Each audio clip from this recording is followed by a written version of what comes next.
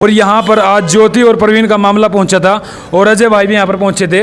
Love marriage का जो मामला चल रहा है, अभी जो 2.5 साल की लड़की है और 2 महीने का लड़का, तो वो मामला लेकर के क्या आज बातचीत हुई है पुलिस के साथ। दोनों पक्ष यहाँ पर पहुंचे थे, बातचीत कर लेंगे। अजय भाई कैसे हो?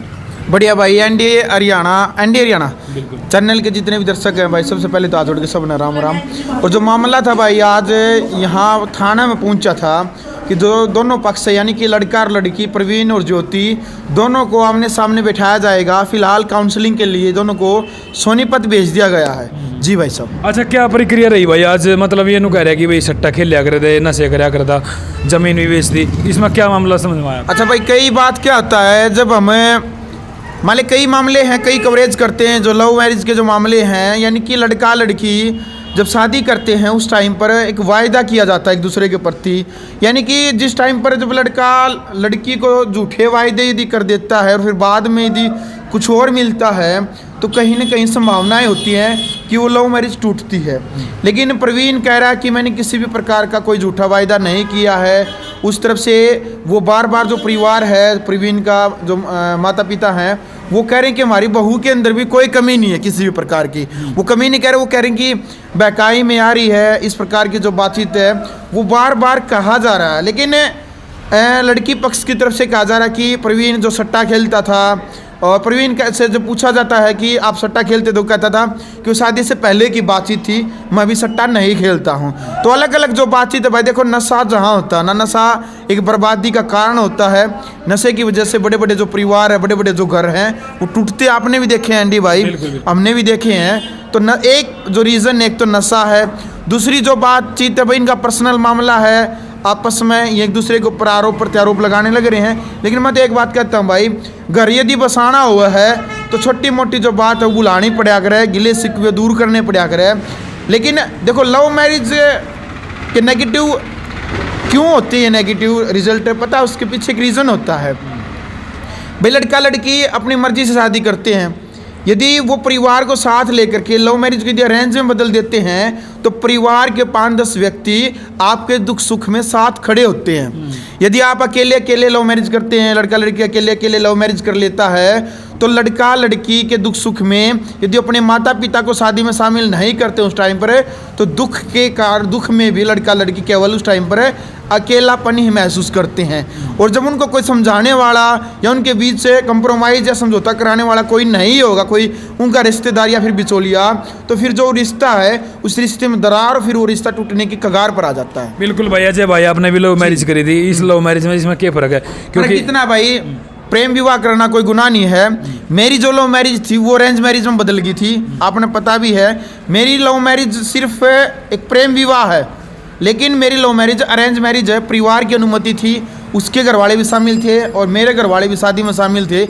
इस वजह से देखो, जब मेरे ससुराल में कोई भी फंक्शन होता है तो मैं उस फंक्शन में जाता हूँ। शायद आपने वो लोग देखा भी होगा भाई, मेरी साली की शादी थी, मैं उसमें पहुँचा था। जो और फंक्शन होते हैं उसमें भी हम जाते हैं, उसके परिवार वाले भी आते हैं। तो ये ज़रूरी होता है, हमारी जो संस्कृति होती है, एक दूसरे के आना दुख सुख में शामिल होना होता है, इसी को रिश्तेदारी बोलते हैं। और रिश्तेदार दुख सुख में ही काम आते हैं। लेकिन एक होती है लव मैरिज अरेंज मैरिज में बदलना, हमारी रीति रिवाज के अनुसार शादी करना। एक होता है कोर्ट मैरिज करना, पुलिस प्रोटेक्शन लेना, किसी को शामिल नहीं करना, उसको कोर्ट मैरिज बोलते हैं। लव मैरिज यानी कि जो लव को यदि अरेंज बदल देते हैं, वो लव मैरिज तो होती है लेकिन अरेंज बोलते हैं। एक होता है कोर्ट मैरिज, वो अलग मैटर होता है। जी अच्छा अजय भाई, आपने क्या देखा है भी मामला चल रहा है, किसकी गलती लगा आपने इस मामले में? भाई देखो क्या होता है, नई नई जो उम्र के अंदर है, ये जो पूरा मामला है उसमें मैं आपने बताना चाहूँगा भी, आप भी सतर्क और सावधान रहिएगा। क्योंकि जिस टाइम पर ज्योति स्कूल में पढ़ती थी, मात्र 8वीं कक्षा में उस स्कूल में पढ़ती थी, और ये जो प्रवीण है उसी स्कूल में हेल्पर का काम करता था। यानी कि एक हेल्पर और स्कूल में पढ़ने वाली 8वीं कक्षा की लड़की की एक लव स्टोरी है। देखा जाए तो वो मैच्योर नहीं थी उस टाइम पर, 5-13 लगभग 13 से 14 साल की उम्र थी लड़की की, वो मैच्योर नहीं थी। इसकी उम्र लगभग 23 से 24 साल की उम्र थी लड़के की। तो भाई उस टाइम पर लड़की में इतनी सोचन जो शक्ति है, जो बुद्धि का जो विकास नहीं होता है, तो जो भी उसने गलती की उस टाइम पर हम गलती मानेंगे उस लड़की की। तो भाई हर माँ बाप का फ़र्ज़ बनता है कि स्कूल में जो आपके बेटा बेटी जो जाने लग रहे हैं, वो फ़ोन पर किससे बातचीत करते हैं, उनका फ़ोन चेक कीजिएगा।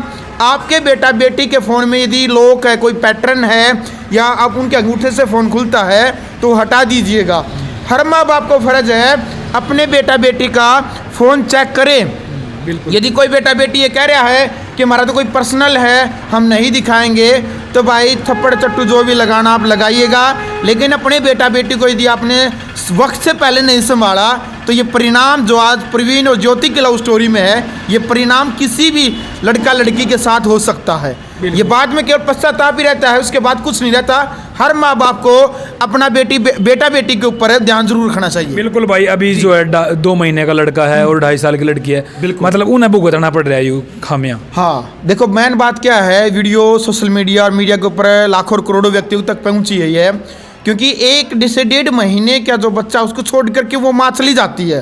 भाई सबसे ज़्यादा इमोशनल जो भावनाएं हैं वो लोगों की न प्रवीण के साथ है न ज्योति के साथ है, वो उस बेटे के साथ है कि उस 1.5 महीने के बेटे का आखिरकार क्या कसूर है, उस बेटे को छोड़ करके क्यों वो माँ जा रही है, क्यों पिता नहीं रख रहा। नहीं तो पिता तो कह रहा मैं नहीं रखूँगा, माँ रखेगी, माँ कह रही कि मैं नहीं, पिता रखेगा।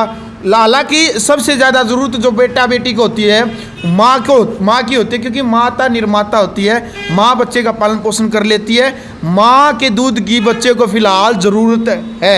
फिर वो माँ ऐसी क्या माँ है जिसने मतलब अपने बच्चों से दूर भाई पता क्या, ऐसा क्या मन में उसके भर रखा है? अलग अलग मानसिकताएं होती है, उनका पर्सनल मैटर एंडी भाई, और क्या कुछ उसके मन के अंदर चल रहा है, क्या कुछ ताने मारे गए हैं, क्या कुछ उसके द्वेष भावना है, कुछ तो बात होगी।